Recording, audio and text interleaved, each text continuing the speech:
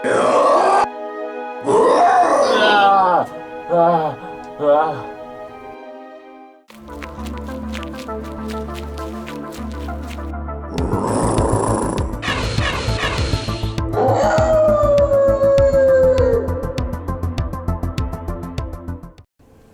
this is Soundout here, and welcome back to Month of Monsters, Day 13.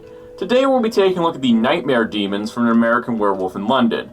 Totally not inspired by the dream I had last night, no, not whatsoever, not the thing that scared me back into being a werewolf. Yeah, it's kind of rough around here these times.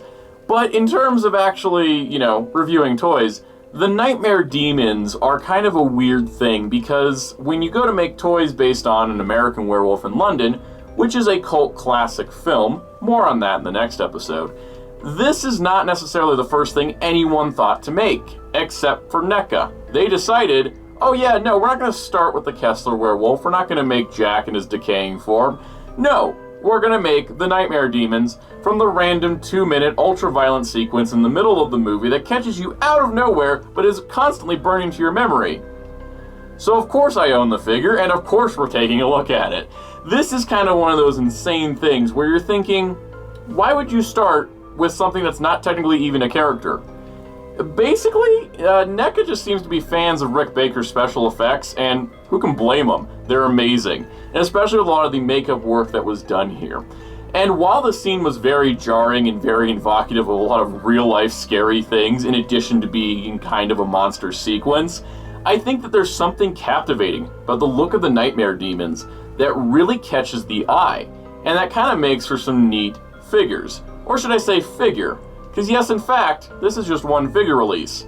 But we're going to see what makes this so unique and what's so interesting in today's episode. So the Nightmare Demon comes in a box similar to most of the Neca Ultimate figures, except this has a really cool lenticular cover so that the fire moves back and forth, back and forth. These sides of the box each feature 2 different heads for the Nightmare Demons, which gives you a nice distinction of all the different possibilities included within. On the back of the box is a nice diorama shot of the 4 different Nightmare Demons standing side by side in what looks like a living room. And here you can see that the figure includes 4 interchangeable heads, 3 firearms, 2 knives, a torch, and more! Naturally, it also has the opening flap in the front. So as you can see the full lineup here of accessories, it is packed to the teeth. There's a lot of stuff in this box, which is awesome. So first things first, here's the accessory loadout. There's a couple different hand options. We've got the torch that's obviously used to burn down the living room, 2 different knives, 1 bloody, 1 not bloody, 3 different gun weapons. That way there's a good variety of weaponry as was seen in the Nightmare sequence. So when I first opened the Nightmare Demon, I was testing the joints like the knees where I bent one and it was fine. I bent the other and it snapped right off the peg. Yeah, for some reason the joint was painted over, and this shouldn't be happening in 2022. No excuse for this, and it's happened on multiple copies of this figure, and hopefully Neca does not do this again. That being said, when you're looking at the figure itself, the sculpt and paint detail is pretty great. It could have just been a flat sort of military green to it, but it's got nice shading, nice black wash, and it looks really nice overall. A lot of the details I'm really impressed with is how they have the multiple pockets with the different button details, the little like silver accents, everything that goes into making it look as close as possible to the costumes used in the film. And on the legs, there's a lot of paint, which is what caused the joint issue with the knee. But I do gotta say the boots having kind of an uneven nature to them gives it a sense of realism that I didn't expect. The backs are a little plain, but it's mostly just continuing that look from the front of the figure. Now, articulation-wise, there is a ball joint at the bottom of the neck, which moves around, shoulders that move out, shoulders that move up, elbows that bend, elbows that rotate, wrists that swivel, wrists that pivot in and out. He features basically no waist joint, but hips that move forward, back, out, thigh swivel, knee joint that bends in a single knee, rotates left and right, and as well as an ankle that pivots left and right and a little bit up and down. So the first head included, sometimes known as the Warmonger, looks like a zombie werewolf. It's actually got a similar jawline to the Kessler werewolf from the film. I love the look of this. I love the uneven eyes, the melted sort of fleshy face. it comes together really, really nice. I have mine posed with the standard automatic weapon. This just seems appropriate for the sequence in question, and there's a lot of options here, but there is, enough grip strength on the figure to hold it properly. So next up, we have the Banshee head. Now this one, of course, is the werewolf look with it just screaming constantly in your face. But I like the splashes of gray fur, I love the overall detail, and once again it has a similar jawline to the Kessler werewolf, so this being in David's nightmare within the film is sort of foreshadowing what will happen to him later. I armed this one with one of the different types of guns. I don't know the names of these things and I'm not going to worry about it, but it gives it a different look and I think it kind of adds to the Banshee just overall screaming appearance. This next one is sometimes referred to as Nightmare. It's very, kind of more humanoid. I think that these are in some ways supposed to reflect the transformation that David eventually goes through within the movie. And I think that this is supposed to be the more human look because you got kind of the similar teeth structure to a werewolf, maybe some of the pointed ears, but this is still mostly a human look. But I love the asymmetry of it, the way that the face is kind of scrunched up and weird in one place. These are really great replicas of what was seen in that brief scene of the movie.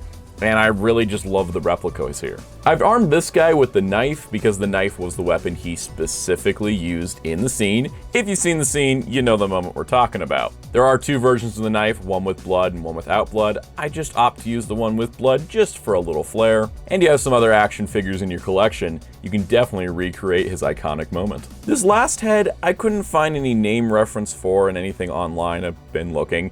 I'm just gonna call this one the Were Nightmare, because it's kind of like the previous one, the Nightmare, and it's sort of got the werewolf design with the way the hair's done.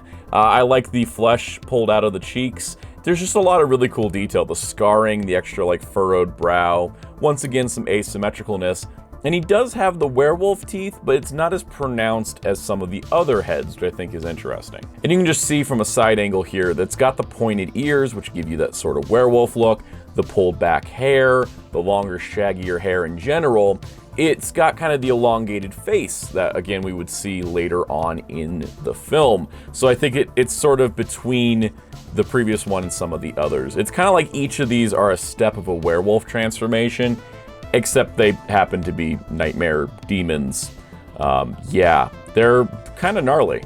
I gave this guy the torch just because somebody needed it, and honestly, one of them should be having the torch. The burning of the living room is a major part of this sequence. What's kind of fun about having the nightmare demons is that they are kind of these terrifying monsters. They're evocative of a lot of real life horrible people, in addition to being terrible supernatural monsters. And I think that's what made the scene so striking.